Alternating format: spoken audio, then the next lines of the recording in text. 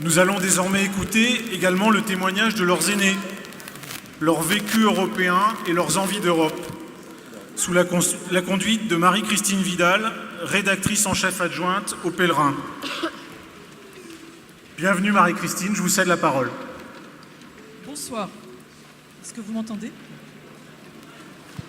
Moins de 2 jeunes Européens sur 3 sont favorables à un maintien de leur pays dans l'Union européenne. Plus d'1 jeune Européen sur 5 souhaite que son pays quitte l'Union européenne. Plus de 3 jeunes Européens sur 4 voient l'Union européenne avant tout comme une alliance économique. Ils sont moins d'1 sur 3 à la percevoir comme une alliance de pays partageant des valeurs culturelles. Ces chiffres, c'est une étude allemande qui les donne.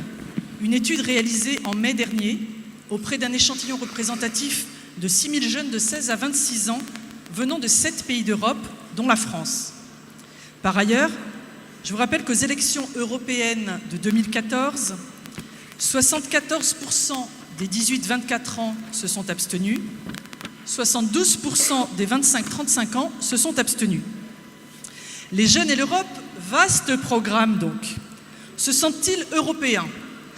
Comment habitent-ils l'Union européenne, maison construite par leurs grands-parents ou leurs arrière-grands-parents? Qu'en attendent-ils? Quelles pierres veulent-ils apporter au projet?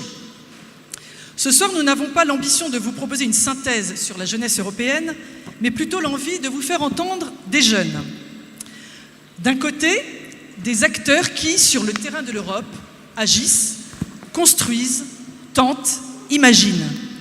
De l'autre, des acteurs qui sont aussi experts, qui, à travers des initiatives originales, rencontrent et entendent la jeunesse d'Europe. Pour ouvrir le débat, voici une vidéo réalisée par Café Babel. Vous ne connaissez peut-être pas tous ce média participatif, je vous en dirai plus un peu plus tard. Place à l'image.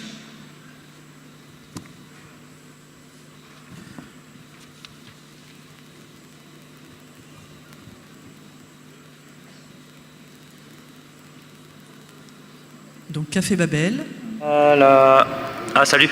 On est dans une ferme en Normandie, dans le nord-ouest de la France. Juste en face, là, il y a le festival Papillon de Nuit. Voilà. Nous, on va aller poser des questions sur l'Europe. Cool, non?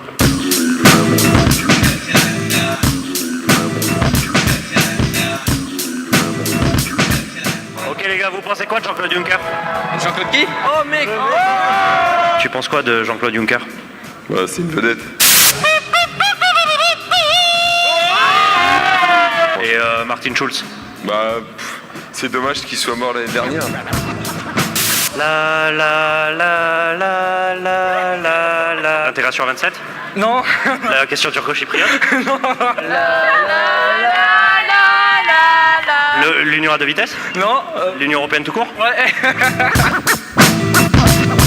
L'Europe à 2 vitesses. L'Europe à 2 vitesses. L'Europe, bah, je sais pas, l'Europe à 2 vitesses, je sais même pas. Bah là, il y a une vitesse et puis l'autre vitesse est là-bas, on va dire. Sinon, t'en penses quoi de Martin Schulz? Ouais, super, c'est l'intégration de la Turquie dans l'Europe, non? Exactement, bah, moi j'adore les Turkistan. La question turco-chypriote, hyper important.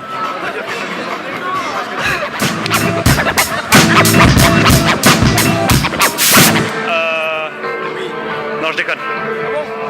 La la la la la la la la la la la la la. On les entend? La la.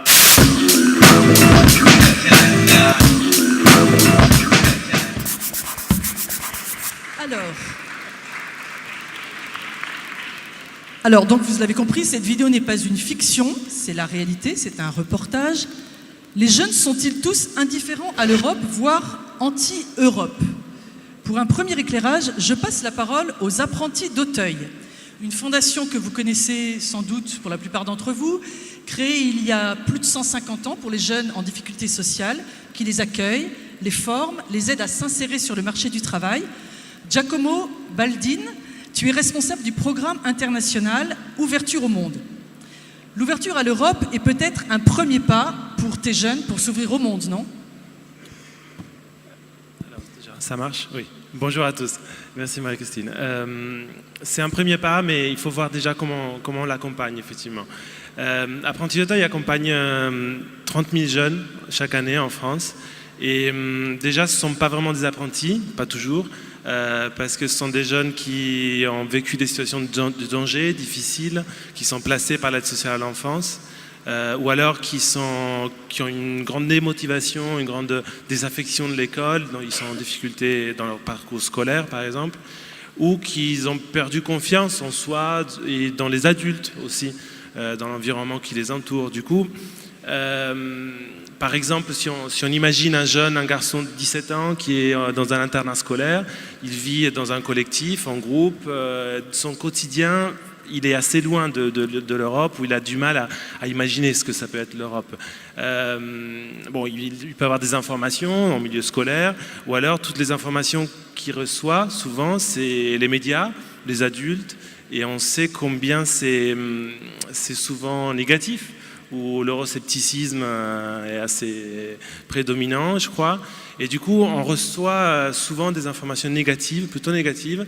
Et ce qu'on cherche vraiment à faire, alors, c'est de créer des opportunités d'expérience directe de l'international, de l'Europe, notamment des stages. Et du coup, dans un programme international d'ouverture au monde, le premier objectif, c'est de créer le premier accès à l'expérience internationale, que ce soit professionnelle, de solidarité ou culturelle. Très bien. Tu nous raconteras tout à l'heure un peu justement les différents programmes que vous mettez en place.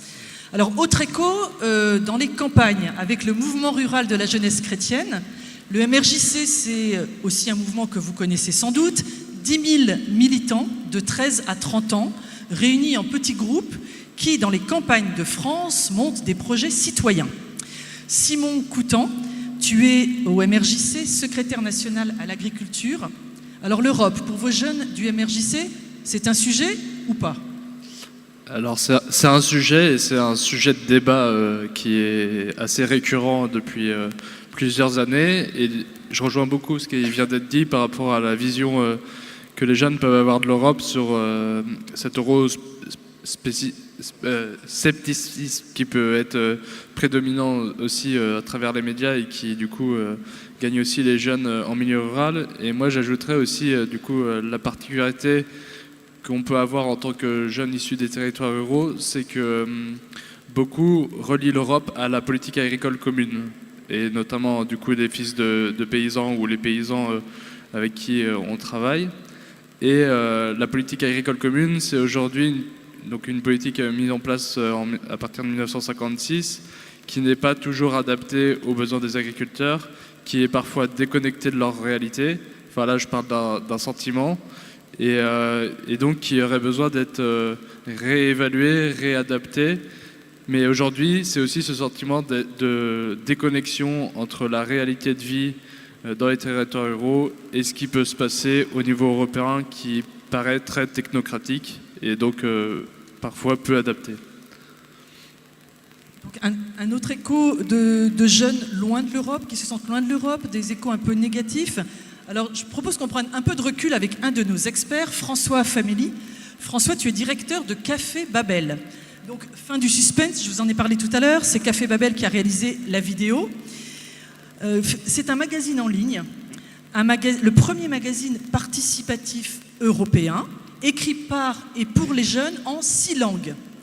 Son ambition, c'est de témoigner de l'Europe in real life. Concrètement, ce média âgé de 16 ans est produit par 1500 auteurs bénévoles. Donc les auteurs, ce sont des traducteurs, des photographes, des vidéastes. Et le travail est coordonné par une dizaine d'équipes locales installées à Rome, Séville, Budapest, Istanbul et autres villes phares du continent. Alors François, toi qui côtoies via Café Babel des milliers de jeunes d'Europe, ce sentiment plutôt mitigé, comment l'expliques-tu ? Bonjour à tous, merci de nous avoir invités. Alors, il m'est difficile peut-être de parler au nom de l'ensemble des jeunes européens, déjà parce que j'ai 32 ans, donc je ne sais pas si je suis encore un jeune européen. Si, ça va passer. Européen sans doute, puisque ma mère est belge, mon père est italien, je suis né en France, donc je pense être un pur produit européen. Parler du scepticisme des jeunes en Europe, c'est peut-être une certaine facilité la palissade, mais en même temps, il faudrait se poser les bonnes questions. Ce n'est pas le cas à Café Babel. Nous ne sommes pas sceptiques sur le projet européen, puisque nous sommes un média, nous sommes nés de l'initiative de jeunes Européens convaincus par le projet européen et l'intégration européenne. Notre lectorat est jeune et diplômé. 90% de notre lectorat a moins de 35 ans. Et ce sont souvent des étudiants, puisque c'est un média en ligne uniquement, on se rend compte que ce sont souvent des étudiants qui font Sciences Po ou d'autres études qui sont donc convaincus quelque part par le projet européen. Mais nous ne sommes pas dupes et nous voyons bien qu'une partie de la jeunesse est plutôt désintéressée ou non informée, comme vous avez pu le voir dans cette vidéo qui a été tournée en plein été dans un festival musical, donc il faut aussi relativiser. Mais c'est vrai qu'une grande partie des jeunes sont assez sceptiques quant à l'Europe institutionnelle parce qu'ils ne la connaissent pas. Donc notre devoir, c'est, par un biais détourné, celui d'un magazine culturel et de société, essayer de parler d'Europe sans vraiment le dire, le faire sans le dire. Et on est convaincu que c'est en partie par ce biais-là, par ce moyen-là, qu'on arrivera à les rapprocher, à les convaincre et à démontrer qu'il existe une culture commune en Europe et donc de fait la nécessité de continuer à construire cette Europe. Merci François. On va donner la parole à notre deuxième experte, Ariane Forgues. Ariane, tu es diplômée en affaires européennes et ton regard sur l'Europe s'est affiné au cours d'un long voyage. Puisqu'avec ton compagnon Baptiste Hainaut, qui va nous rejoindre tout à l'heure, qui lui est diplômé en sciences historiques, vous avez lancé un projet qui s'appelle Des Europes et des Hommes, pour lequel pendant 6 mois, vous avez parcouru la France pour recueillir des propositions citoyennes destinées à donner un coup de pouce à l'Europe, pile dans notre sujet. Donc vous êtes rentré en France en avril dernier, avec 19 000 kilomètres, non pas dans les jambes, mais au compteur de votre voiture, et plus de 2000 idées. Des idées que vous avez collectées auprès de personnes de tous âges et donc aussi de jeunes. Et j'espère que ce soir, vous allez nous livrer en avant-première quelques-unes des propositions venues de la jeunesse. En ce moment, vous travaillez à la rédaction de ces propositions. Et votre sentiment, est-ce que les jeunes et l'Europe, c'est quoi? C'est je t'aime, je te hais, je t'ignore? Il y a de l'espoir? Il y a toujours de l'espoir, tant qu'il y a de la vie, il y a de l'espoir. Alors oui, donc c'était un tour de France pendant 6 mois qu'on a terminé le 18 avril de cette année. Et donc c'était une étude qui servait à ramener des propositions du bas de n'importe qui, en fait, de tous les citoyens. Et le but, comme vous le disiez, c'est d'écrire un recueil avec l'ensemble de ces propositions pour en faire écho auprès des décideurs publics. Tout d'abord, donc ça ne concerne pas que les jeunes, mais je voudrais faire une différence sur le mot eurosceptique entre ceux qui sont anti-européens, qui sont vraiment opposés à l'idée de construction européenne, ceux qui sont eurosceptiques parce qu'ils pensent que bon, on a essayé, ça a marché, ça n'a pas marché, tant pis, et ceux qui sont déçus. Et ça, c'est la majorité des gens qui peuvent se considérer comme eurosceptiques sans l'être. Quand on est eurodéçu, finalement, c'est qu'on attend autre chose de l'Europe. Donc je ne considère pas ça comme de l'euroscepticisme du tout. Il y a beaucoup de gens, notamment des jeunes, pendant le Tour de France, qui nous ont dit « Je suis eurosceptique, laissez tomber ». Et quand on leur demandait des propositions pour améliorer l'Europe, ils nous disaient « Ah, il faudrait un gouvernement européen ». Bah, vous n'êtes pas très eurosceptique si vous pensez ça, a priori. Vous êtes même plutôt fédéraliste. Donc voilà, il y a juste cette distinction à faire sur le mot eurosceptique qui recouvre différentes réalités. Et donc oui, les jeunes sont loin d'être tous anti-européens. Ce qui vraiment est demandé de la part des jeunes, c'est que l'Europe devienne concrète. Donc dans les thématiques, parmi les 12 thématiques qu'on a recueillies pendant notre projet, les 3 premières qui étaient citées par les jeunes étaient les institutions, le projet européen, l'éducation et la communication et les médias. Donc vraiment, de façon générale, ils avaient envie que l'Europe se traduise de façon concrète dans leur quotidien. Et par rapport à la population générale qu'on a interrogée, les 3 sujets qui étaient vraiment revenus chez les jeunes plutôt que parmi la population générale, c'était l'éducation, la communication et les langues, la coopération concrète. Ce qui veut dire que les jeunes se soucient moins que la majorité des gens des sujets comme l'économie, les frontières, l'agriculture. Par contre, eux, ils souhaitent intégrer l'Europe dans l'éducation, dans les langues, dans vraiment des choses qui touchent leur quotidien. Ils veulent qu'on leur explique l'Europe sur YouTube, sur les réseaux sociaux. Ils veulent vraiment que l'Europe vienne à eux. Donc ça, c'est vraiment la conclusion principale qui est revenue de nos Tours de France là-dedans. Donc il y a vraiment de l'espoir. Donc il y a vraiment de l'espoir et les jeunes en demandent.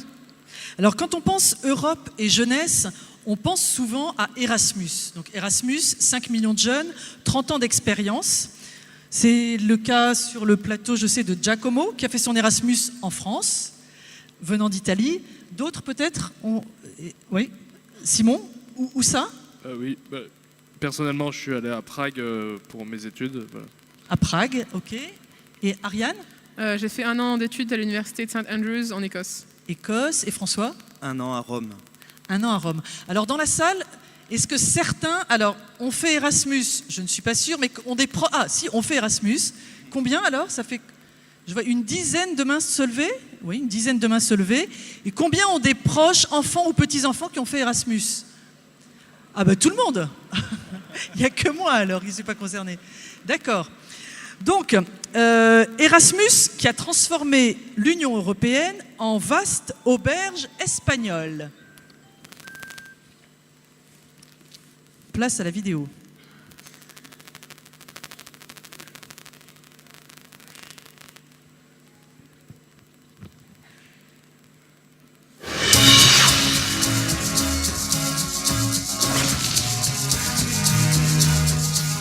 Meine Geschichte beginnt hier.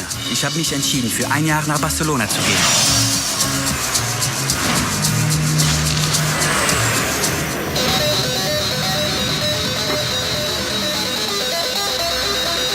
I'm here about the roommate ad. You know, we want life to be cool together.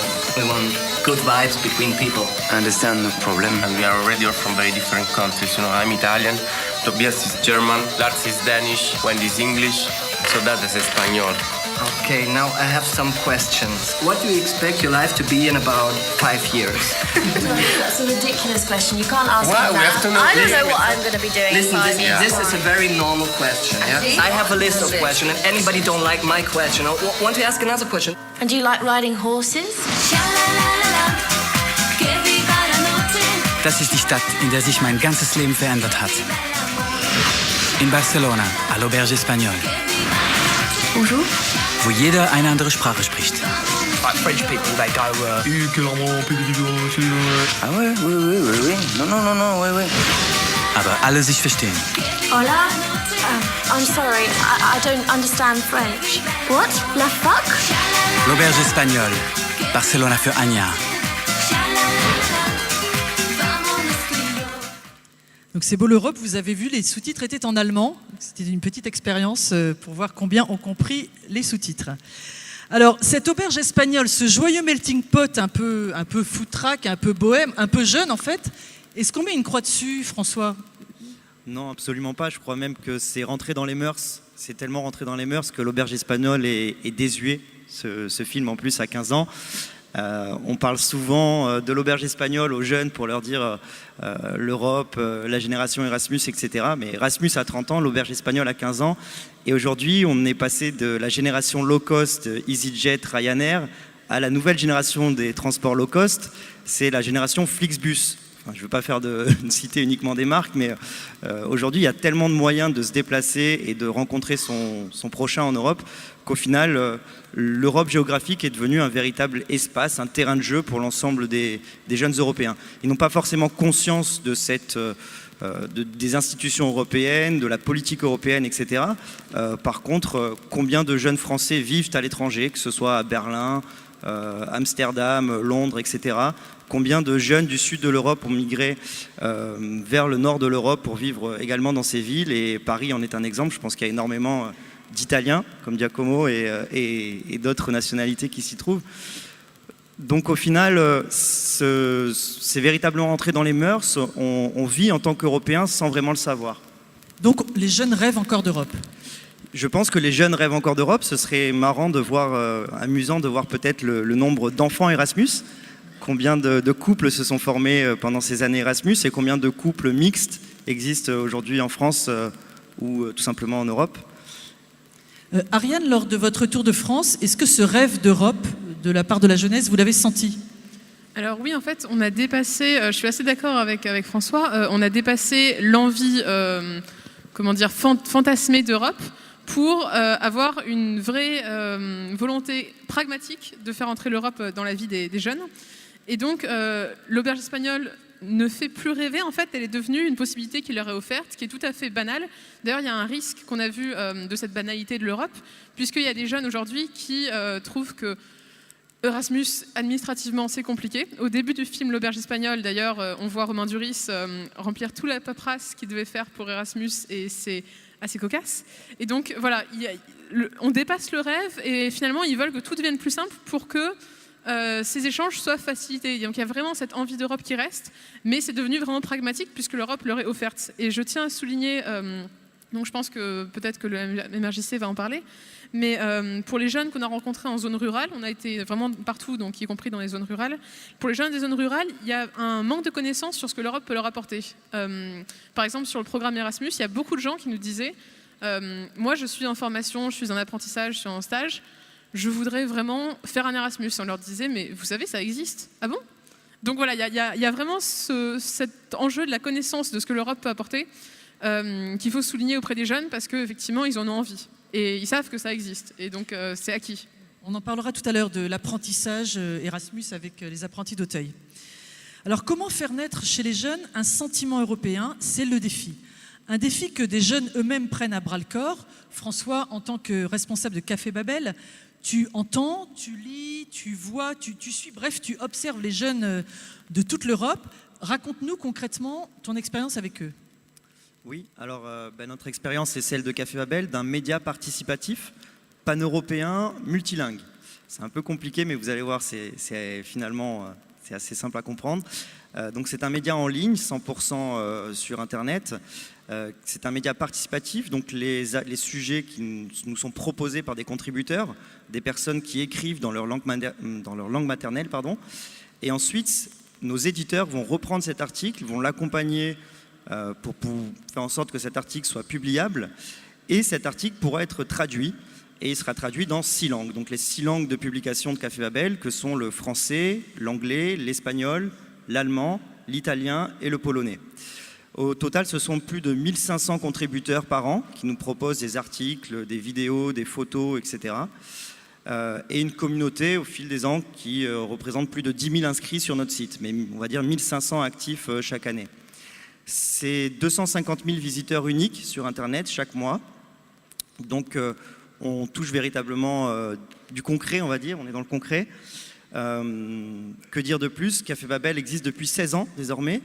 Café Babel est né en 2001 sur les bancs de Sciences Po à Strasbourg, de l'initiative de 4 étudiants qui étaient déjà européens, puisque c'était 2 Italiens et 2 Français qui ont eu cette formidable idée dès les débuts de l'Internet et de l'Internet participatif, de créer un média, un espace de dialogue et de débat en ligne pour favoriser l'émergence d'une société civile européenne. Avec toutes les limites qu'on a, c'est-à-dire que les versions de notre site qui marchent le mieux sont quand même la version française et la version anglaise en tant que version internationale, parce qu'on se rend compte qu'il y a quand même des lectorats nationaux. Il nous est difficile même si on essaye de le faire de plus en plus, de parler de la même chose au même moment dans tous les pays européens. Donc faire émerger une société civile européenne, ça a des limites, on les touche du doigt. En tout cas, on est convaincu que c'est par le multilinguisme et non par l'imposition d'une langue unique qu'on réussira à créer un espace de débat et de dialogue au niveau européen. Merci François. Alors nous avons d'autres acteurs de terrain sur ce plateau avec des représentants des Scouts et Guides de France, le plus gros et plus ancien mouvement de scoutisme de France. Alors on va refaire l'expérience de la main levée qu'on avait faite pour Erasmus. Qui est ou a été scout? D'accord. Ah oui, un peu plus qu'Erasmus, mais Erasmus tient bien la rampe quand même. Donc ce mouvement, les Scouts et Guides de France, est un mouvement presque centenaire qui compte 80 000 adhérents. Et si on compte l'amicale mondiale des scouts et guides, alors c'est 50 millions de personnes dans le monde.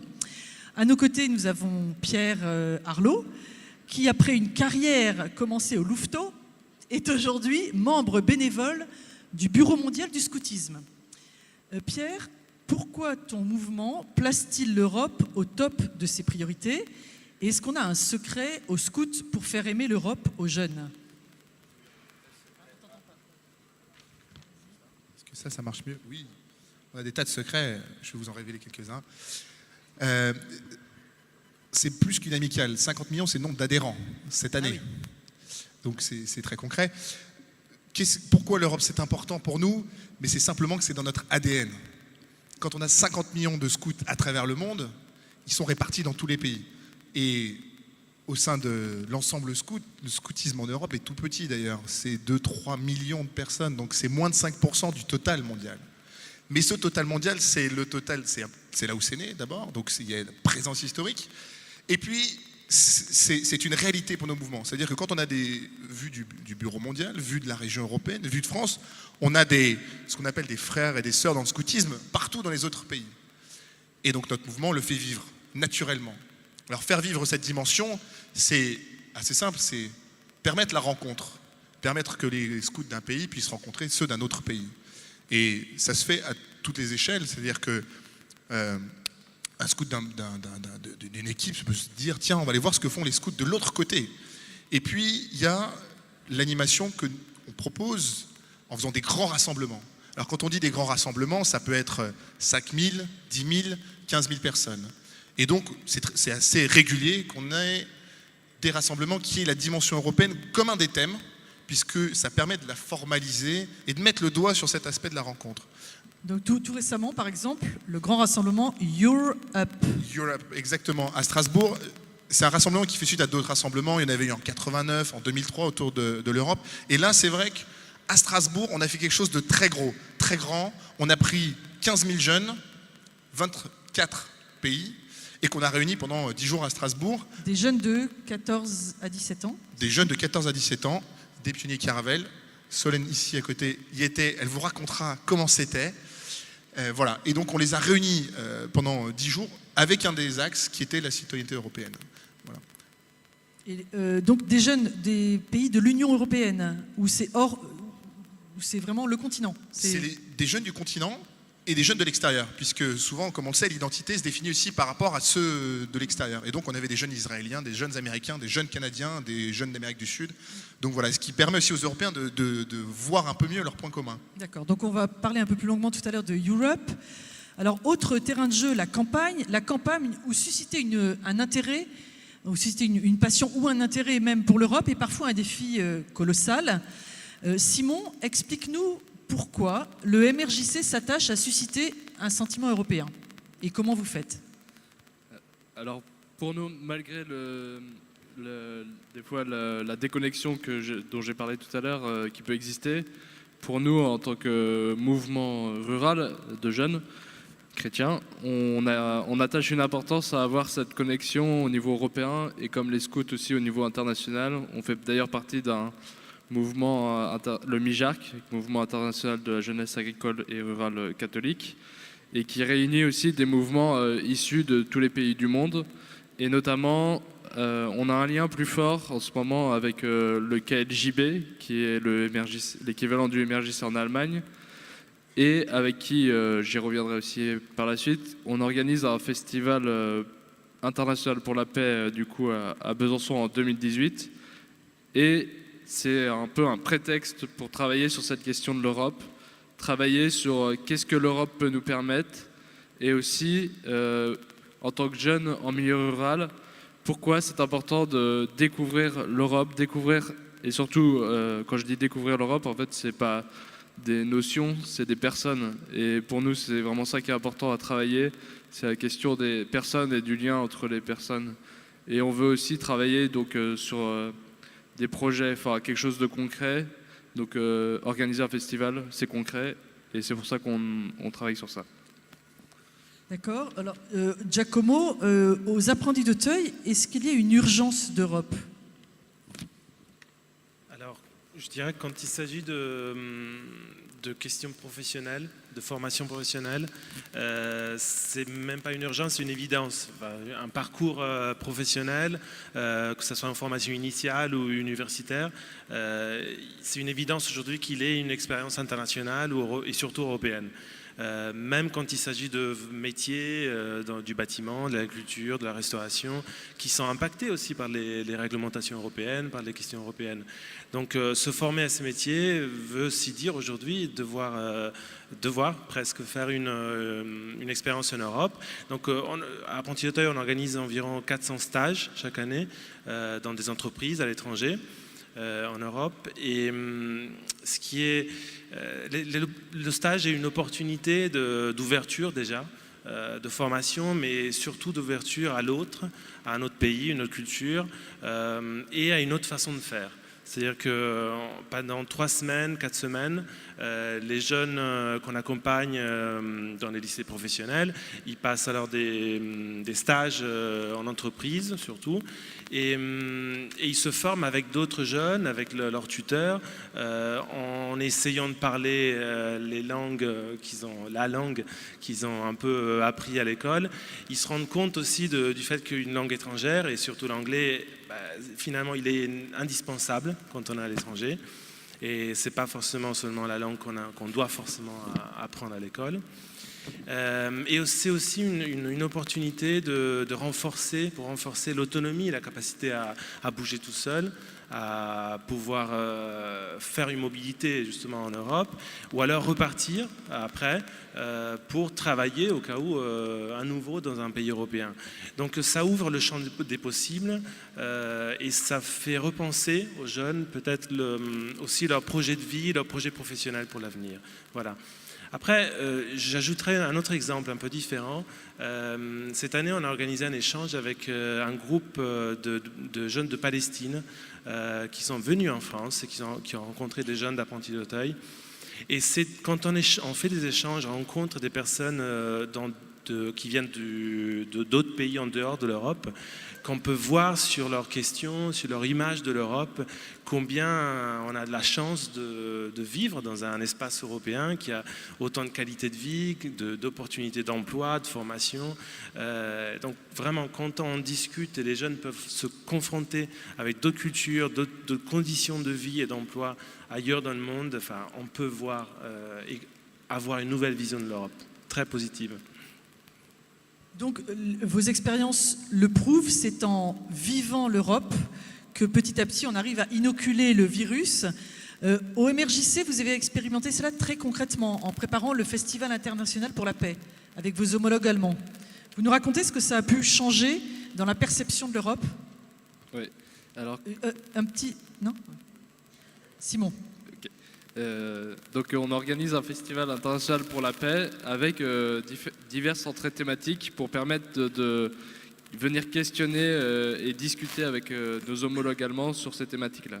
Alors ces thématiques, c'est agriculture et souveraineté alimentaire, vivre ensemble et habiter la terre, religion et spiritualité, économie et travail, institution de la démocratie.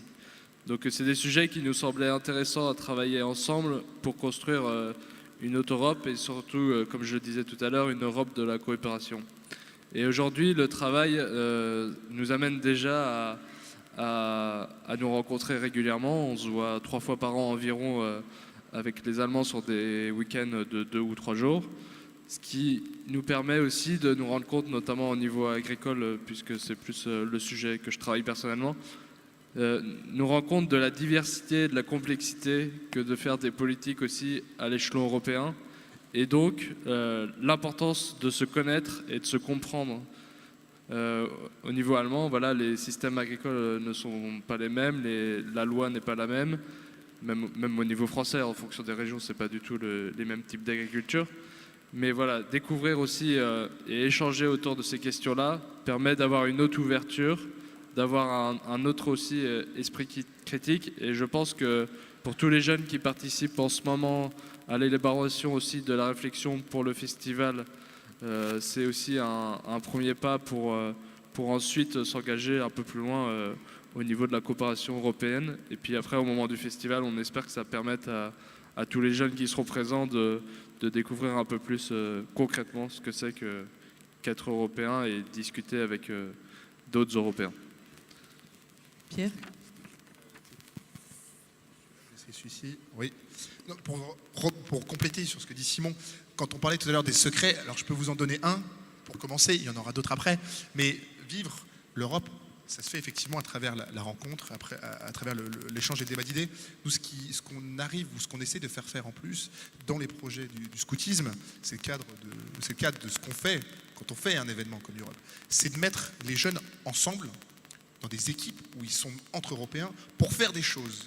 Et c'est dans cette coopération qu'il y a aussi des proximités et des points communs qui se créent. Alors voilà, vivre l'Europe, ça se fait. Il y a un pas qui est dans l'échange, et puis le pas d'après, c'est comment on fait quand on doit travailler ensemble, quand on ne parle pas la même langue, quand on doit s'exprimer, quand on doit donner un cap, comment on fait, voilà. Et c'est dans le scoutisme en tout cas ce qui se produit, et chaque année, ce qui est extraordinaire, c'est qu'il y a des jeunes qui veulent aller se mettre dans quelque part cette difficulté de réaliser des projets avec des scouts d'autres pays, alors qu'ils pourraient dire, bon, moi je vais faire ça avec les scouts de la commune d'à côté, voilà. Donc c'est des dimensions qui sont très complémentaires. Alors, Solène, tu es cheftaine chez les Bleus, donc dans la tranche d'âge 11-14 ans. Et il y a 2 ans, tu as participé au fameux rassemblement Europe à Strasbourg, dont Pierre nous parlait tout à l'heure. Donc, dans lequel, justement, je crois, il y avait ce principe de petites équipes mixtes, avec différentes provenances, différentes nationalités. Comment ça s'est passé? Tu nous racontes un peu ce que ce rassemblement a changé en toi ou pas, sur ta perception de l'Europe? Oui, donc en fait, le rassemblement Europe proposait aux équipes, aux groupes français, de se jumeler, on appelle ça comme ça dans le scoutisme, avec un groupe européen. Et donc nous, dans mon groupe, c'était une envie qu'on a tout de suite évoquée. Même l'année d'avant, on avait déjà évoqué la rencontre internationale.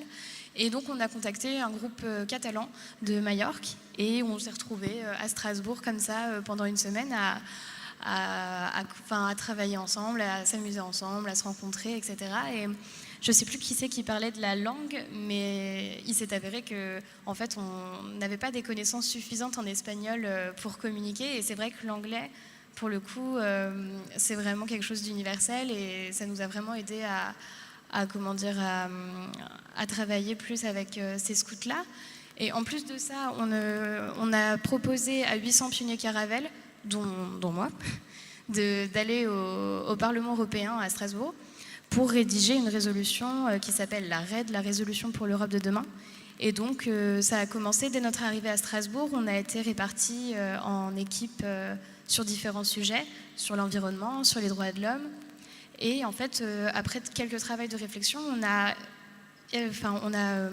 abouti à des propositions qu'on a votées au Parlement européen. Donc on s'est vraiment mis à la place des députés européens. C'est vraiment, ça reprend beaucoup les axes du scoutisme de faire l'éducation par l'action.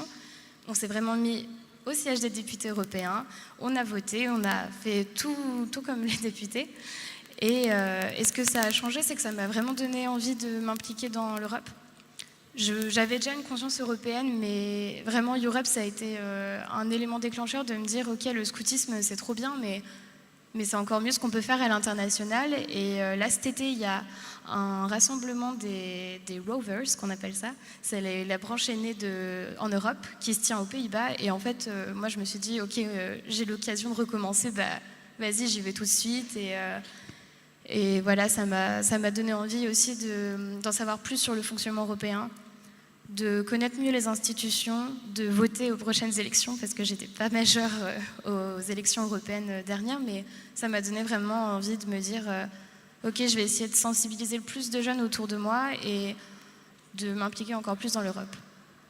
Alors, on va revenir sur la RED, la résolution pour une Europe de demain, qui a été donc votée au Parlement européen en 2015. On va revenir en images avec une vidéo des Scouts et Guides de France.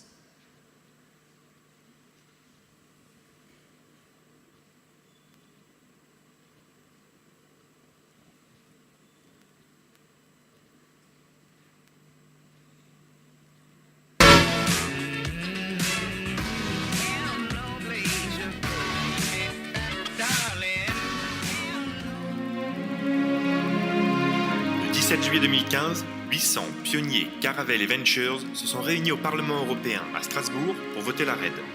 La RED, c'est la résolution pour l'Europe de demain. Elle est composée de 18 articles sur 6 thématiques différentes. L'environnement, la démocratie, la jeunesse, la solidarité, les cultures et les droits de l'homme. Ces 18 articles sont des propositions d'action et ils sont là pour toi. La première chose que tu peux faire, c'est signer cette résolution pour marquer ton engagement. Si ce n'est pas encore fait, nous t'invitons à te rendre maintenant sur le site de la caravane pour la signer en ligne. Il y a dans cette résolution des actions que tu peux réaliser seul, avec des amis ou ta caravane, lors d'un cap ou d'un itinéraire. Alors, cap d'agir ? Quand tu auras réalisé une action, partage avec le plus grand nombre ce que tu as vécu. Et pour qu'elle prenne encore plus de sens, mobilise et rencontre tes élus locaux. Montre-leur de quoi la jeunesse est capable. Remets-leur la raide et n'hésite pas à te faire prendre en photo avec eux lorsque tu le feras. Envoie-nous une photo de ton action et une photo de la remise de la raide à ton élu à raid@sgdf.fr. Nous te donnons rendez-vous le 9 mai prochain pour faire un bilan de ce que vous tous, les pionniers Caravelle, aurez accompli en un an. Alors, tu es prêt ?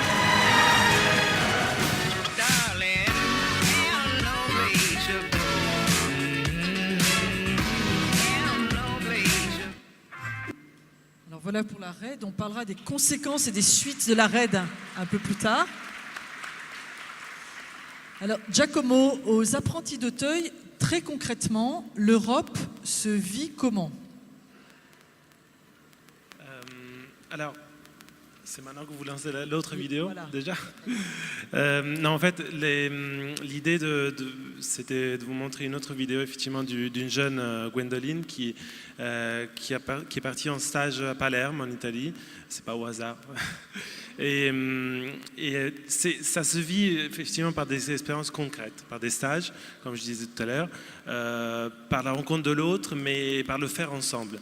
Et avec Gwendoline, vous verrez comme la vidéo montre aussi son rêve, la réussite du mobilité, mais aussi vraiment le rêve qu'elle avait et qu'elle confirme à la fin de la vidéo comme être ce qu'elle veut faire pour son avenir. Voilà. Donc la vidéo.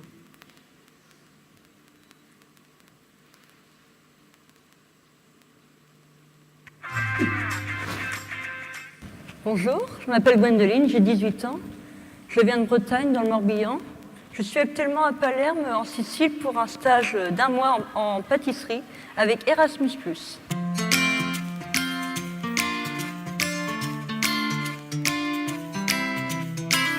Je fais un stage à l'étranger parce que ça peut m'apporter que de l'expérience. Et puis j'aime beaucoup découvrir de nouvelles choses. Alors, c'est organisé par l'école, c'est-à-dire que là, c'est la moitié de la classe qui est là. Et on est avec nos professeurs. On part ici seulement pour un mois et non pour plusieurs mois.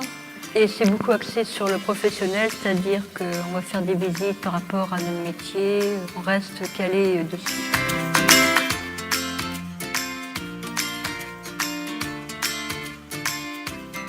La pâtisserie à Cardi est une très vieille pâtisserie. Elle a été ouverte en 1976.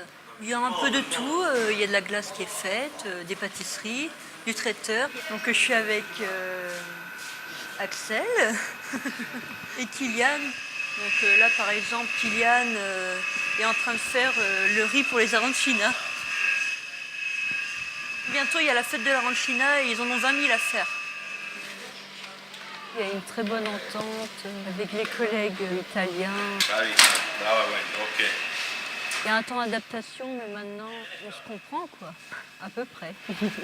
On communique beaucoup avec les gestes et après, on partage des mots qu'on apprend.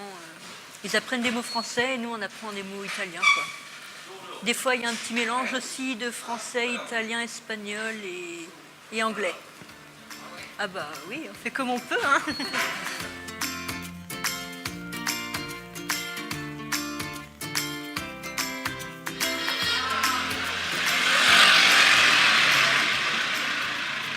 On est actuellement au Carmel, c'est notre petite maison à nous. Je vais vous présenter ma chambre.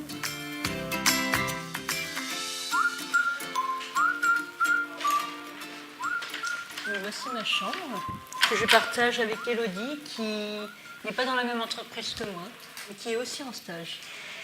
Bah, on partage tout, quoi, la fatigue, les bons moments. On sent que ça a été rénové, mais c'est pas encore ça, quoi.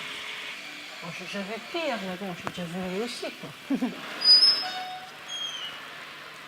Oui, j'ai eu un choc culturel parce que c'est totalement différent par rapport à la France. Au début, quand on arrive ici, c'est un peu perturbant parce que les gens parlent fort. On peut être dans un quartier assez riche, puis d'un seul coup tourner dans une rue et se retrouver dans des petits marchés improvisés. C'est le mélange des deux qui est incroyable, quoi.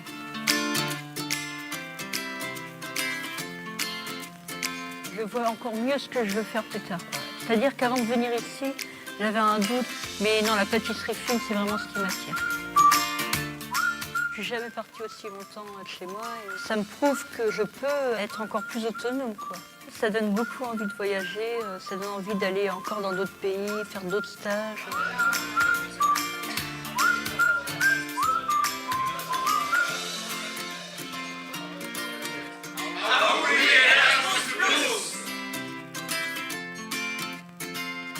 Donc voilà, continuez à suivre le haut-parleur. Ciao!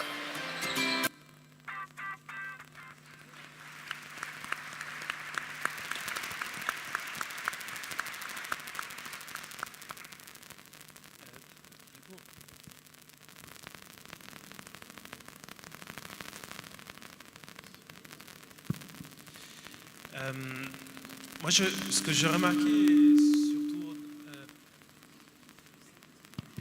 ça va, pardon, ça marche.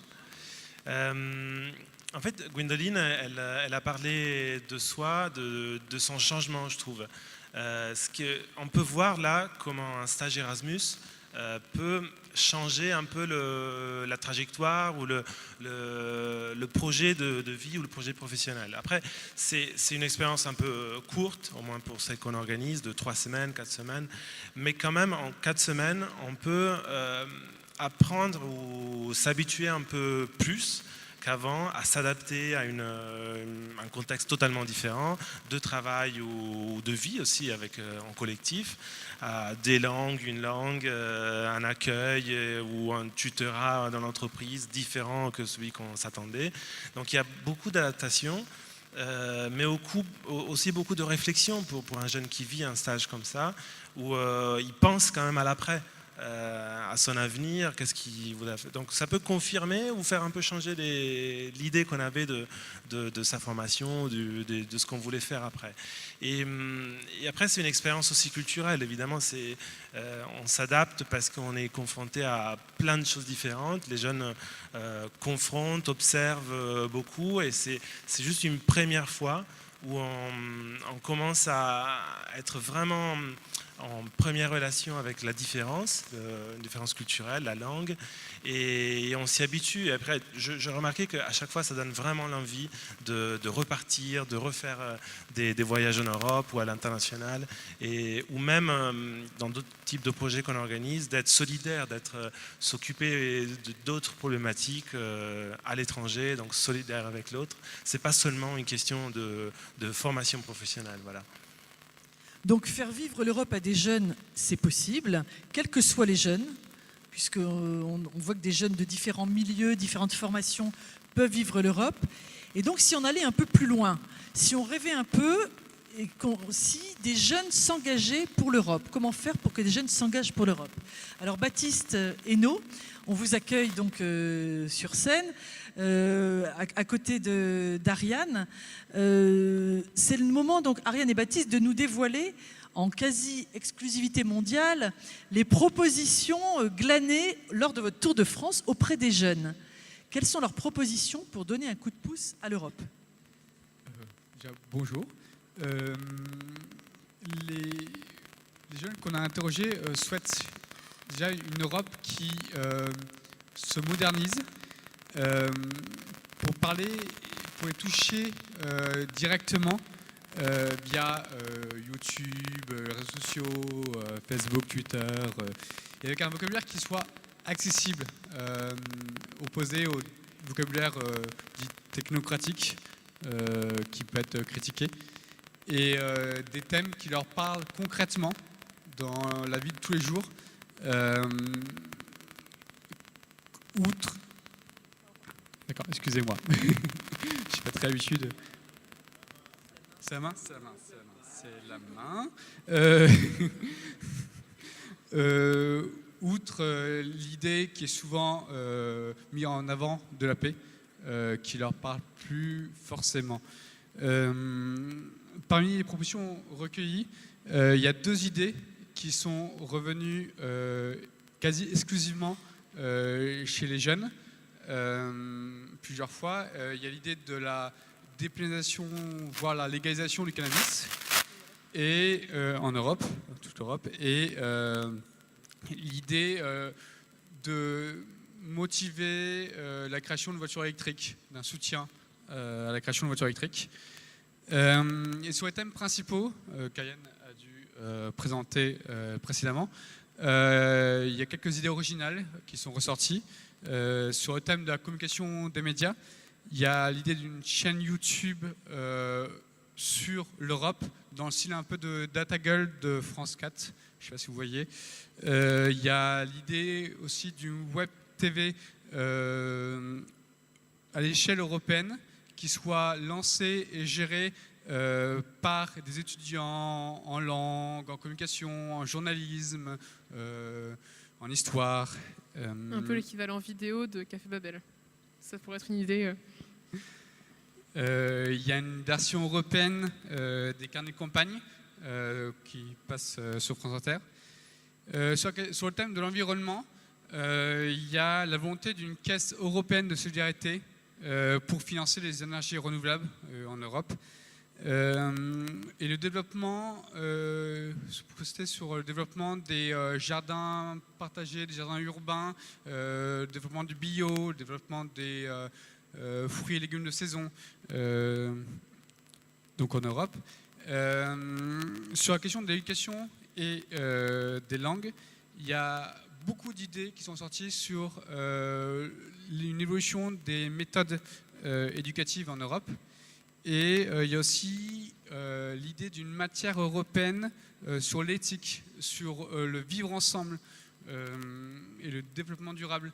Une matière qui serait partagée donc par l'ensemble des élèves de toute l'Union européenne.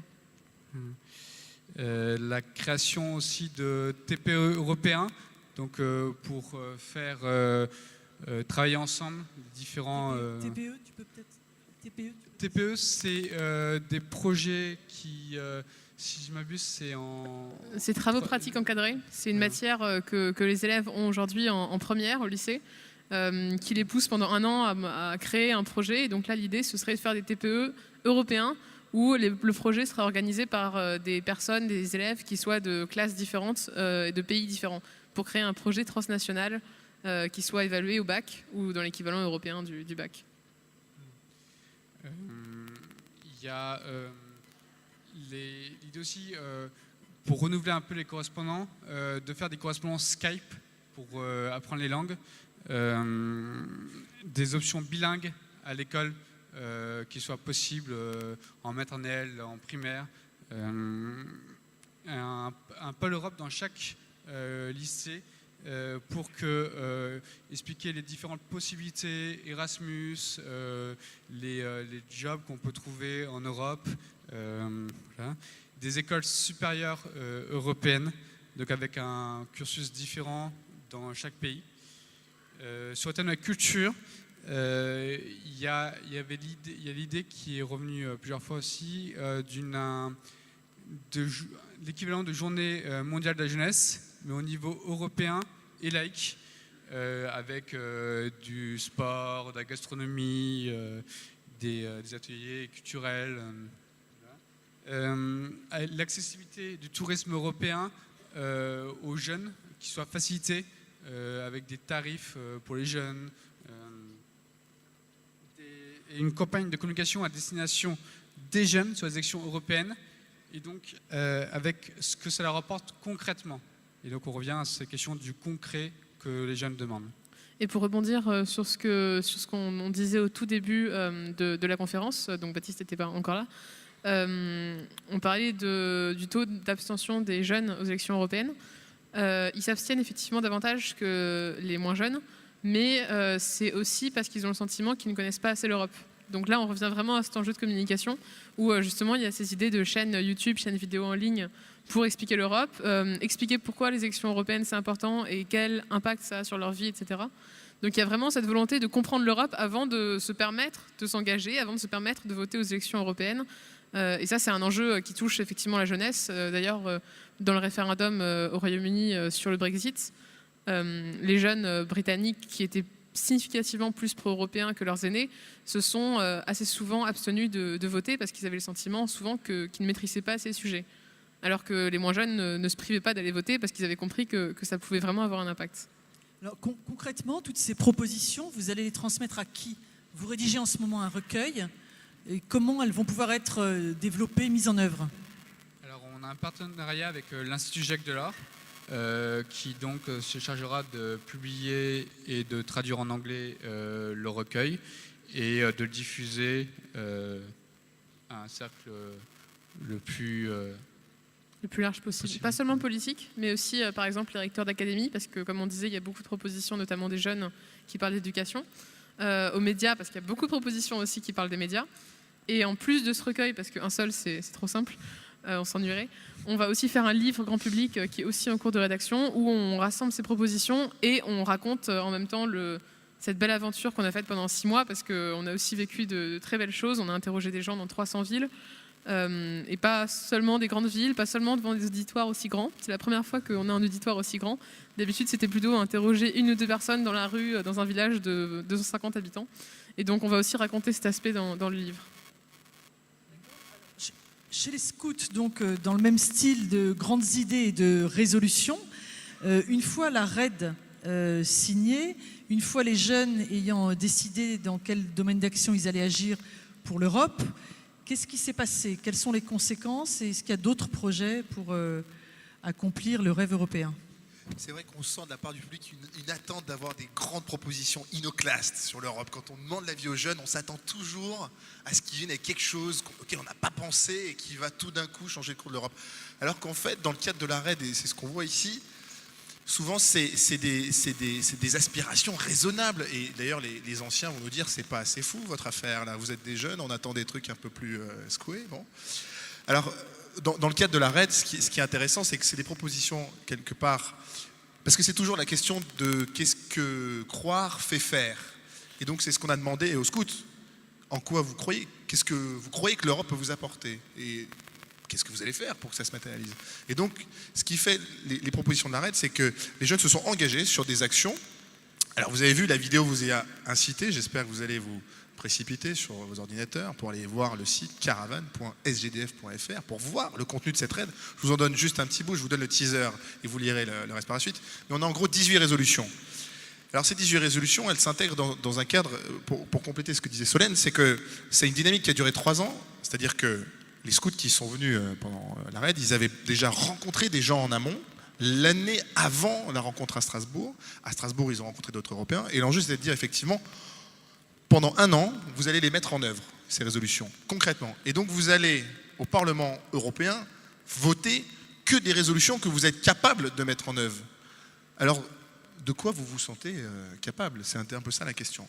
Et donc, on a des résolutions sur, on l'a vu, l'environnement, la démocratie, l'éducation, la culture, etc. Bon.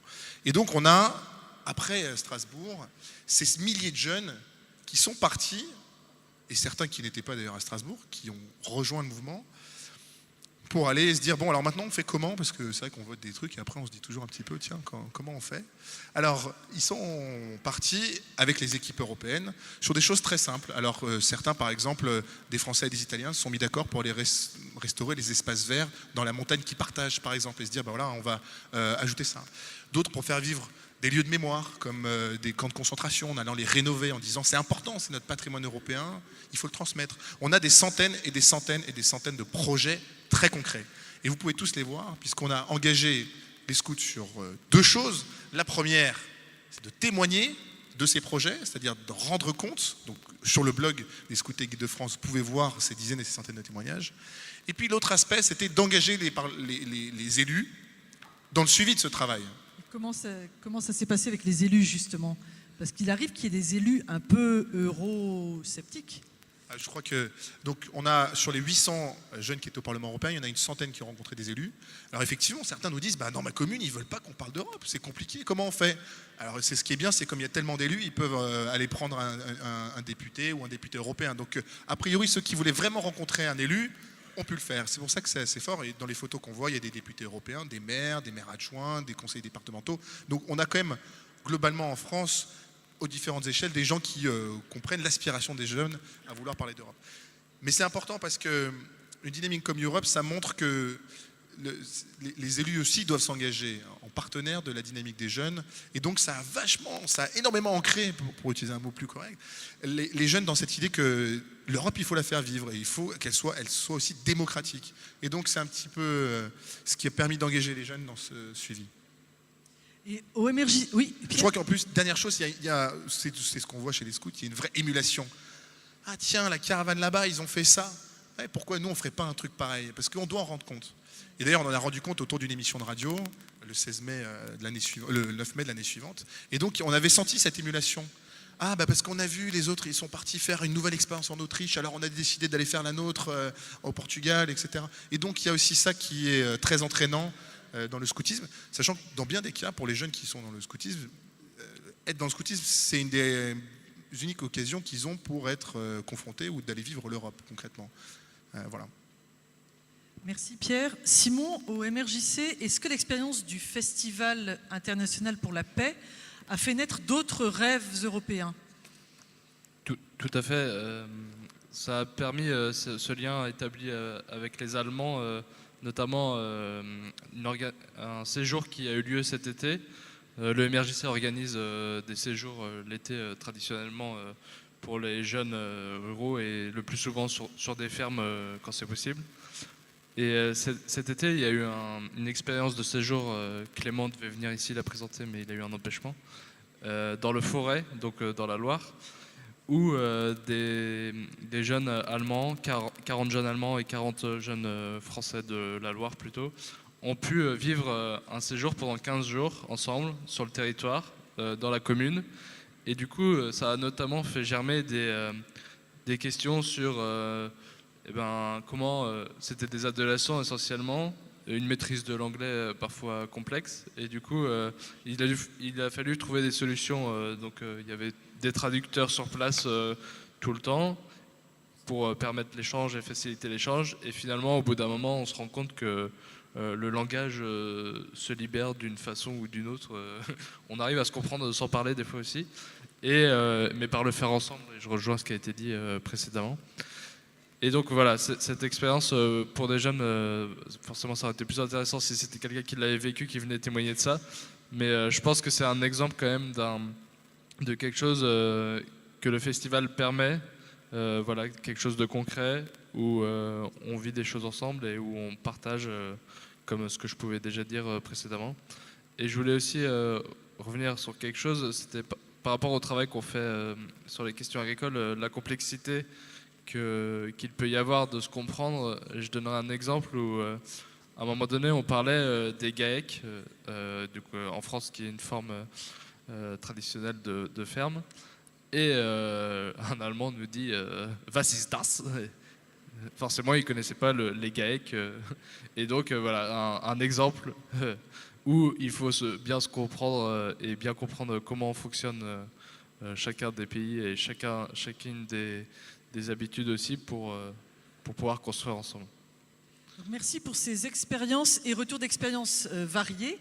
Je crois qu'il y a des questions dans la salle, un certain nombre de questions qui sont remontées, soit peut-être d'expérience ou de réaction. Oui, bonjour à tous. Donc il y a une question, enfin plusieurs questions même autour de la perception un peu négative, enfin du point de vue de certains, un certain scepticisme qu'on sent dans cette génération envers l'Europe. Et comment voulez-vous changer cette perception sur l'ensemble des jeunes, donc notamment dans les milieux ruraux? Est-ce que vous avez des projets concrets pour faire en sorte que les jeunes s'approprient leur citoyenneté européenne? Par exemple, que changeriez-vous dans le programme Erasmus afin d'améliorer la mobilité de tous les jeunes, y compris les apprentis, les jeunes ruraux, les jeunes en difficulté, que vraiment ces propositions dont vous parlez sur l'Europe, qu'elles rayonnent sur l'ensemble de la génération et qu'elles puissent se réapproprier l'Europe. Merci. Alors, Ariane, un élément de réponse. Oui, alors, sur l'un des aspects à changer, je pense, par Erasmus, déjà, il y a eu, alors ça c'est mon humble avis, peut-être un enjeu problématique sur le changement, le passage entre Erasmus et Erasmus+. Erasmus concernait les étudiants exclusivement, il y avait d'autres programmes qui concernaient d'autres sortes de personnes. Et en fait, tout ça a été rassemblé sous Erasmus+, qui a donc le même nom pour toutes les catégories de personnes. Et donc, le principal enjeu, encore une fois, c'est la communication. Il faut faire savoir que Erasmus est accessible aussi aux personnes qui sont en stage, en recherche d'emploi, etc. Je voulais juste faire un lien entre les jeunes et l'Europe, puisque, en plus, c'est parfait, c'est le titre de cette séquence. Quand on dit qu'il y a une espèce de scepticisme vis-à-vis de cette génération à faire changer l'Europe, il y a quelque chose qui relie beaucoup la jeunesse et l'Europe, c'est l'image qu'on en a. Donc si je vous dis par exemple que l'Europe, on a cette image que l'Europe est très compliquée, de toute façon elle ne pourra jamais rien changer, et puis elle ne répond pas assez aux attentes, etc. Alors qu'en fait elle fait des choses, cette Europe, et qu'on manque de communication, on manque d'informations sur ce sujet, en fait on peut vraiment faire un parallèle avec la jeunesse, parce que c'est aussi ce qui est souvent reproché aux jeunes. On dit les jeunes, après tout cette génération est perdue, ils font rien, ils restent chez eux, qu'est-ce qu'ils peuvent bien changer, etc. Il y a beaucoup de choses qui sont en train de se lancer, de se mettre en place chez les jeunes qu'on a rencontrés. On a logé sur la plateforme Couchsurfing, qui est donc de l'hébergement gratuit chez les gens. On a fait ça pendant 6 mois, quasiment exclusivement tous les soirs. Donc on a été accueillis à bras ouverts par des jeunes qui ne connaissaient pas, etc. Il y a vraiment beaucoup de choses qui se mettent en place, des jardins partagés, etc. Qui sont des choses sur lesquelles peut-être les médias notamment ne s'attardent pas assez. Il y a beaucoup de choses positives qui se font, alors qu'on a cette impression que la jeunesse se bouge pas forcément assez, etc. Donc il y a cette espèce de perception et d'enjeu commun entre l'Europe et la jeunesse. Et donc là-dessus, effectivement, je pense qu'on pourrait faire un parallèle sur ce que les jeunes font pour l'Europe. Il y a beaucoup de choses qui sont en train d'être faites. Ça s'est vu dans le panel d'aujourd'hui, ça se voit sur d'autres associations, le Parlement européen des jeunes, les jeunes européens en France. Il y a beaucoup de projets qui sont lancés. Et donc, je pense qu'il faut avant tout mettre en avant ce qui se fait actuellement pour ensuite réfléchir à comment approfondir ça. Giacomo, peut-être sur l'apprentissage, sur... Je donnerais deux autres exemples aussi. On a parlé d'information, de la difficulté à comprendre l'Europe, à comprendre peut-être les sujets qui sont européens, parce c'est difficile peut-être à décrypter ou on les ressent assez lointains du quotidien. Ce qu'on va essayer de faire, c'est d'éduquer plus aux médias, justement, au décryptage de l'information. Et les jeunes ont toujours un avis, c'est vraiment très intéressant aussi, sur des sujets qui sont éminemment européens, comme les migrations, les migrants, l'accueil des migrants, l'environnement, l'emploi. C'est parce que ça les touche. Ça leur parle. Après, c'est pas forcément immédiat de connecter tout ça à l'Europe ou au système européen ou des institutions. Voilà. Et après, une autre dimension de l'Europe qu'on essaye d'organiser, de faire vivre aux jeunes, c'est la solidarité, comme je disais tout à l'heure. Donc, des chantiers de solidarité en Europe, on les organise et c'est une autre façon de voir effectivement la proximité entre pays et culture, de la vivre concrètement. Pierre. Oui, celui-là. Oui. Je partage entièrement l'avis de Giacomo. Quand on parle des jeunes des ruraux et des jeunes des cités, au scout, on est très concernés. Parce qu'en fait, la plupart des jeunes et des groupes qu'on a, ils sont dans les campagnes. Et on a beaucoup de groupes de scouts dans les banlieues. Je sais que ça peut être un peu contre-intuitif, mais le scoutisme a beaucoup évolué sur ces dernières années. Moi, je dirais une chose, c'est que, quelque part, je crois qu'il y a pas mal de jeunes qui nous disent « Mais arrêtez de nous vendre l'Europe comme de la lessive en poudre. Je veux dire, laissez-nous la vivre. » On aimerait avoir le temps d'aller faire un projet sur un sujet qui nous passionne, le traitement des déchets, les migrants. On a des dizaines et des dizaines de groupes scouts qui s'engagent avec les scouts italiens, les scouts grecs, sur des projets autour du développement durable, de l'accueil des migrants, etc. On en a des dizaines. Et c'est seulement si on arrive à la fin et qu'on dit « mais ça, ce que tu fais, c'est un petit peu européen ». Et là, il y a ce processus de réalisation. Ça, c'est le rôle de l'éducation non formelle. Mais c'est vrai que si on débarque tous les jours avec des tonneaux « tu veux de l'Europe, t'en veux pas, un peu plus, un peu de rab », pour nous, c'est pas l'approche qu'on a et on pense que c'est comme ça qu'on en gros, c'est plus simple de vivre. Et dans le scoutisme, a priori, il y a des exceptions, mais chaque jeune qui soit dans les banlieues, dans la campagne, dans la ville, a la même chance, la même opportunité de vivre un projet européen. Et ça commence par là, l'Europe. Parce que souvent, on a le sentiment que l'Europe, c'est réservé à une catégorie de gens un petit peu, qui font des études sup, etc., comme tu disais tout à l'heure. Alors qu'en fait, non, pas du tout. Et dans le scoutisme, chacun a la possibilité de le vivre par les événements, par les projets, etc. Et c'est ça qui est important et qui montre que l'Europe est accessible à tous. Voilà. Et ça, c'est important. Simon ? Oui, je voulais simplement sur la question de qu'est-ce qu'on propose. Je pense qu'on en a parlé chacun un peu. C'est des petites choses. Je pense qu'on ne peut pas attendre de tout de nos mouvements de jeunes et associations. On va pas changer l'Europe, nous, tout seuls. Donc il me semble qu'on peut aussi exiger des politiques qui permettent un peu plus de coopération, de lien entre les personnes. Et malheureusement, aujourd'hui, quand un accord comme le CETA, par exemple, passe dans une totale opacité au niveau européen, un accord de libre-échange entre la France et le Canada, qui aura un impact, s'il passe au niveau du Parlement français, assez, très dommageable pour l'agriculture française notamment, je pense que le problème, il est aussi là, c'est qu'il y a très peu de... On ne maîtrise pas ce qui se passe. Et donc, il y a très peu... ça revient à ce qu'on disait au début sur le fait des déconnexions entre ce qu'on vit localement et puis ce qui se passe au niveau européen.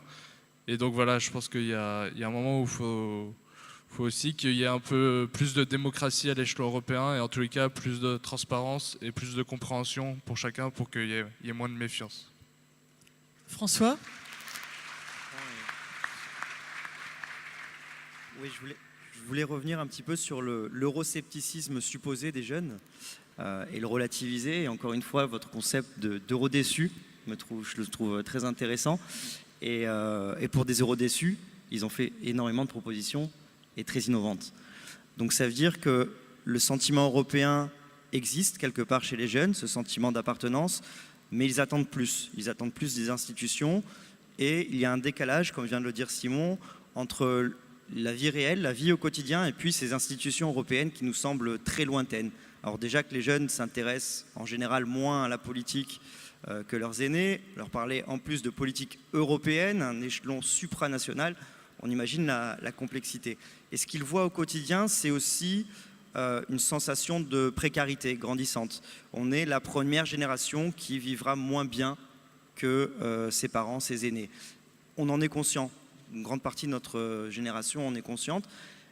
Et un deuxième sujet qui est évident chez nous, les jeunes, je me permets de parler un petit peu au nom des jeunes, c'est la question environnementale.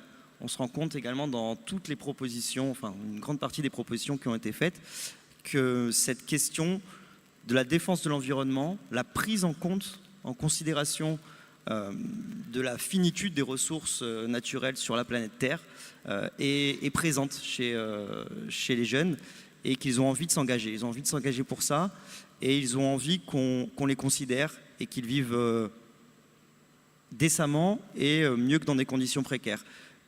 Par exemple, on a presque 100 000 Italiens, 100 000 Espagnols et Portugais qui migrent chaque année de leur pays pour venir travailler dans l'Europe du Nord, Allemagne, France, etc. Ils espèrent aussi, je pense, pouvoir travailler dignement et vivre chez eux de leur travail. Donc ces questions sont quand même prégnantes et ça explique ce pourquoi ils sont déçus et ils attendent plus de l'Europe. Donc ils ne sont pas anti-européens, ils attendent davantage de l'Europe. Merci François. Une deuxième question. Oui, alors une question pour élargir un peu le cadre. Vous nous partagez les attentes et les frustrations des jeunes par rapport à l'Europe. Bon, c'est le thème de la session. Mais comment se positionne chez les jeunes leur relation à l'Europe par rapport à leur relation à leur propre pays et ses institutions et par rapport à une ouverture au monde plus globale, plus large, qui peut, les deux pouvant générer aussi attentes et frustrations. Donc, est-ce que vous avez perçu des attentes ou des frustrations qui sont vraiment spécifiquement liées à l'Europe, indépendamment du fait qu'on leur a posé la question sur l'Europe? Parce qu'il y a aussi beaucoup de déceptions par rapport à la politique nationale, par exemple. Alors, Baptiste ? De ce qu'on a perçu, c'est qu'il y a une volonté vraiment de subsidiarité très importante. Alors, je ne sais pas si vous savez ce que c'est. C'est d'essayer de faire l'échelon le plus local possible et donc au maximum local. Excusez-moi. Oui, et que l'Europe s'occupe seulement de ce qui se passe à l'échelon européen et pas de la taille des cuvettes des toilettes, etc. Ce qui est de plus en plus le cas depuis 2014 et la nouvelle Commission européenne, où ils ont arrêté de faire 15 000 règlements pour tout et n'importe quoi. Et l'aspect de ce que les jeunes vivent par rapport à l'Europe, là du coup je me permets de rebondir sur ce que tu disais, par rapport à la démocratie en Europe. Il y a un sentiment qu'effectivement l'Europe est loin et assez peu démocratique. Et là, c'est pour ça qu'ils demandent à ce que l'Europe se rapproche d'eux. Surtout quand on parle avec eux ensuite, quand ils se rendent compte que ce qu'ils reprochent à l'Europe n'est pas forcément justifié. Par exemple, sur l'histoire de la démocratie, les députés européens sont élus et donc on demande aux jeunes notamment, est-ce que vous êtes allés voter en 2014 ? Si vous n'êtes pas allés voter, pourquoi vous dites qu'il manque de démocratie ? On vous propose la démocratie, vous n'allez pas voter. Donc il y a vraiment cet enjeu d'explication. Le Parlement européen, l'intégralité des sessions du Parlement européen sont disponibles en direct sur Internet. C'est juste que finalement il y a trop d'informations plutôt que pas assez, et du coup on ne sait plus forcément où se retrouver pour avoir une synthèse de ce qui se passe à Bruxelles et à Strasbourg. Et donc il y a cette volonté de clarification et de pédagogie de la part des institutions européennes qui est vraiment, vraiment demandée par les jeunes. Donc ils sentent que l'Europe est importante, mais ils souhaiteraient davantage la comprendre, et forcément quand ils ne la comprennent pas, il y a ce sentiment peut-être un peu d'amertume vis-à-vis de leur incompréhension envers l'Europe. Et donc ça, c'est, je pense, un des enjeux majeurs pour les institutions européennes aujourd'hui. Solène ? Si ça marche ? Oui. Oh, très bien. Je pense que, en tant que jeune, j'ai 19 ans, je ne suis pas très... Non, si ça marche ? Non, ça marche pas. Oui, je pense qu'en tant que jeune, j'ai 19 ans, donc j'ai eu la majorité l'année dernière. J'ai pu voter aux élections présidentielles et aux législatives, youhou. Je pense que c'est vraiment quelque chose. L'Europe, aujourd'hui dans les lycées et au collège, on en parle. Il y a de l'éducation civique qui est faite sur l'Europe. Après, concrètement, moi, ce que je ressens, c'est que, ok, c'est cool, on fait partie de l'Union européenne, trop bien, on peut circuler librement, génial. Après, dans la vie des jeunes, ça ne change pas grand-chose qu'on fasse partie de l'Europe. Je pense que les jeunes ignorent un peu tous les avantages et tous les bénéfices. Mais en revanche, quand on discute, quand on arrive à la fac et qu'on rencontre des étudiants étrangers, wow, c'est trop cool de rencontrer des Italiens, c'est trop cool de discuter avec des Allemands. Moi, je suis en études de langue, donc en plus, c'est d'autant plus enrichissant de côtoyer des Européens. Mais en fait, c'est vraiment ça, c'est vraiment une question de concret et d'expliquer de façon pédagogique et dès le plus jeune âge et de pas attendre la troisième et le cours d'éducation civique où aller, c'est 1 heure toutes les 4 semaines. Oh tiens, on va faire de l'éducation civique. On va parler des droits de vote, on va parler de l'Union européenne. Et puis, alors du coup, l'histoire de la France depuis 1872, c'est pas comme ça, en calant ça entre 2 programmes, qu'on arrive vraiment à sensibiliser les jeunes, je pense. Et je rejoins ce qu'on disait, c'est qu'il faut vraiment mettre ça de façon pédagogique et que ce soit accessible et qu'on comprenne réellement. Parce que j'ai vraiment vu l'Europe à partir de mes cours d'économie. On a des chapitres entiers sur l'Europe, mais je trouve ça dommage de devoir faire une première ES et une terminale ES pour comprendre l'Europe, alors que, je veux dire, ça concerne très peu de gens qui font une série ES. Et je trouve ça bête que ceux qui font ES et ceux qui font d'autres études ne puissent pas comprendre cette question-là, parce qu'on considère qu'ils ne sont pas concernés par l'économie de l'Europe.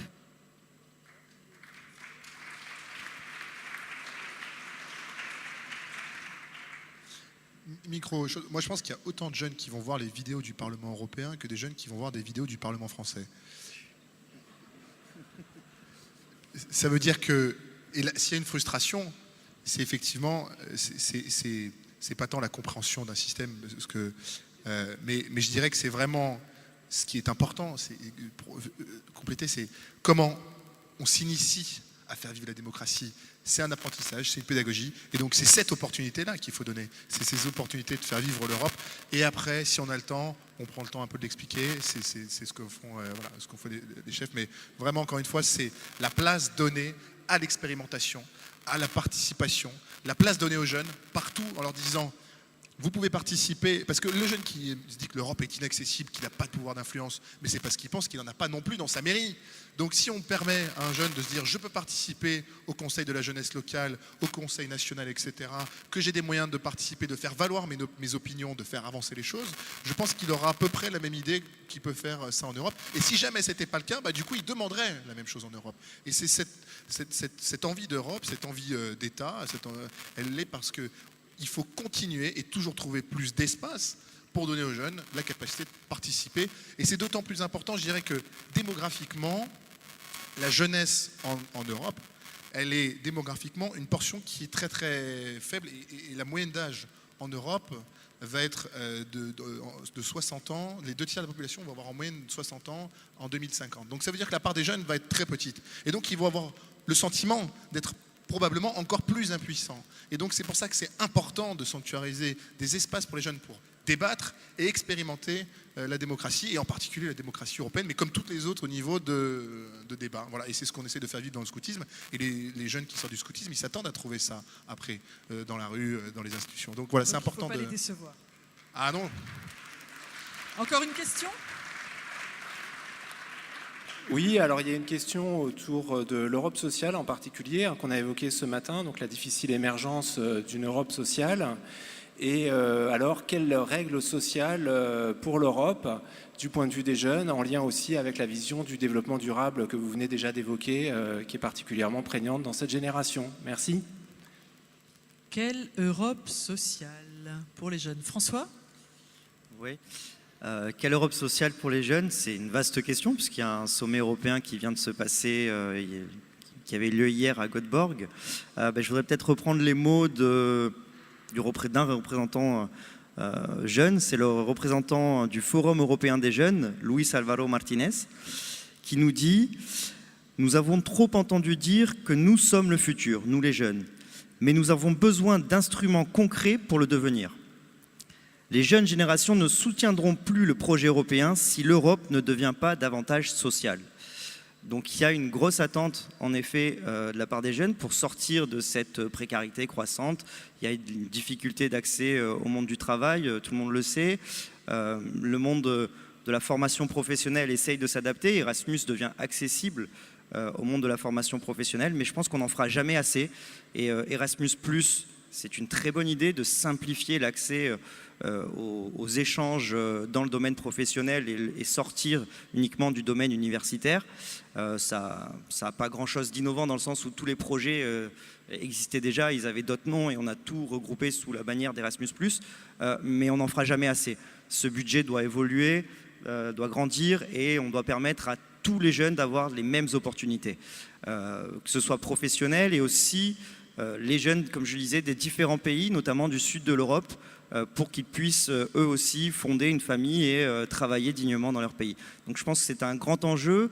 Pas grand-chose n'est encore sorti de cette réunion, de ce sommet hier de Göteborg. On sait que c'est énormément compliqué.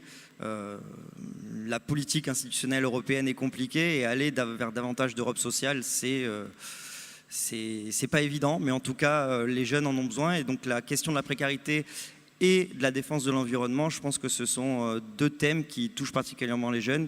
Et si on veut rapprocher la politique des jeunes, il faudra prendre à bras le corps ces thématiques-là.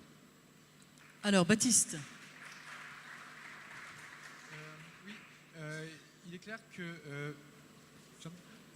clair que les termes, la volonté d'une Europe sociale, c'est des termes qui ont été extrêmement employés au long du Tour de France, des idées recueillies. Donc il y a une volonté de partir d'une Europe qui est économique, commerciale, à une Europe sociale, tout en ayant une méconnaissance très grande des sujets sociaux, des des plans sociaux que fait l'Europe, comme l'initiative pour l'emploi des jeunes, le Fonds social européen. C'est-à-dire que quand les gens demandent pour une Europe sociale, on leur demande s'ils connaissent le Fonds social européen, l'initiative pour l'emploi des jeunes, et la plupart du temps, ils ne connaissent pas ça. Et donc, il y a aussi, c'est un sujet très important à aborder, et comme le disait beaucoup Ariane, aussi sur le point de la communication, je pense. Et je me permets de rajouter qu'il faut vraiment être jeune et moins jeune d'ailleurs, si le sujet de l'Europe sociale ou autre vous intéresse, il faut vraiment être exigeant vis-à-vis de ceux qui vous représentent. Alors pourquoi je dis ça? Parce que souvent on dit l'Europe l'Europe est antisociale, l'Europe s'en fiche de nous, il faut revenir aux États. François parlait de la politique institutionnelle européenne. Qui décide aujourd'hui en Europe? Ce sont vos députés européens et ce sont vos ministres. Donc ce ne sont pas les institutions européennes éloignées de Bruxelles, vous êtes représentés à Bruxelles en permanence, vous êtes représentés par vos élus, vous êtes représentés par vos ministres, qui ne sont pas élus mais quand même. Donc la politique européenne se fait par les États principalement et le Parlement européen. Donc quand on demande une Europe sociale, on ne peut pas reprocher ça explicitement à cette espèce d'entité vague qu'est Bruxelles, que serait Bruxelles. Et il faut vraiment demander des comptes à vos élus et à vos ministres, y compris au niveau national, parce qu'eux peuvent porter les demandes que vous souhaitez mettre en avant. De la même façon, il faut également demander plus d'Europe à vos maires. Il y a énormément, comme le disait Baptiste, de projets qui sont soutenus par l'Union européenne via le Fonds social européen notamment, dans les villes, dans les départements. Et donc, ils ne sont pas forcément assez mis en avant par les élus locaux. Et donc, il faut aussi faire le pas supplémentaire de s'intéresser à ce qui est financé par l'Europe au niveau local, y compris sur le plan social. Donc, par exemple, en Ile-de-France, il y a des formations, y compris aux apprentis d'Auteuil, qui ont été cofinancées par l'Union européenne. Il y en a vraiment énormément. Donc, il faut aussi s'intéresser à ce qui se passe au niveau local et national pour ensuite promouvoir cette Europe sociale. Donc, ça se joue un peu à tous les niveaux si on souhaite avancer là-dessus. Et c'est vraiment, effectivement, comme le disait Baptiste, un sujet qui est beaucoup revenu, notamment l'aspect d'un SMIC européen ou de règles européennes de SMIC, l'aspect qui est un peu moins à la mode aujourd'hui qu'il était pendant la campagne présidentielle d'un revenu universel européen. Voilà, ce sont des nouvelles demandes pour compléter ce qui se fait aujourd'hui au niveau économique européen, clairement. Merci. On va peut-être prendre une dernière question. Il y a encore des questions, me semble-t-il? Non? Oui, okay, d'accord. On arrête pour les questions. Encore une question? Donc, on arrête pour les questions. Donc, je vais remercier chacun des 7 intervenants qui sont sur le plateau pour non seulement vos interventions, mais tout ce que vous faites concrètement pour l'Europe. Je vais remercier aussi Marie-Charlotte qui a beaucoup contribué à la réalisation de cette table ronde, à sa préparation. Et demander à Alexia Leibbrandt de venir sur scène. Alexia, c'est la facilitatrice graphique dont vous avez vu les œuvres depuis ce matin. Donc Alexia, normalement, doit venir nous rejoindre. La voilà.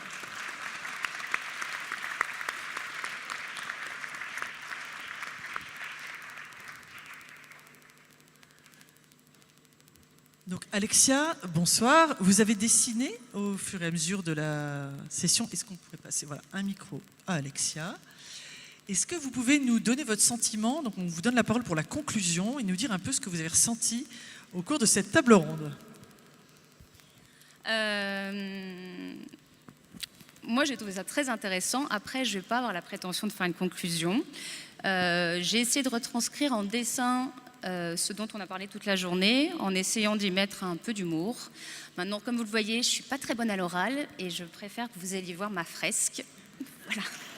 Alors, pour accompagner vos traits, est-ce qu'il y a un mot qui ressort, un mot ou un autre qui ressortent de cette table ronde précisément? Beaucoup de passion, moi, je trouve. Beaucoup de passion, c'est déjà pas mal. Merci, Alexia.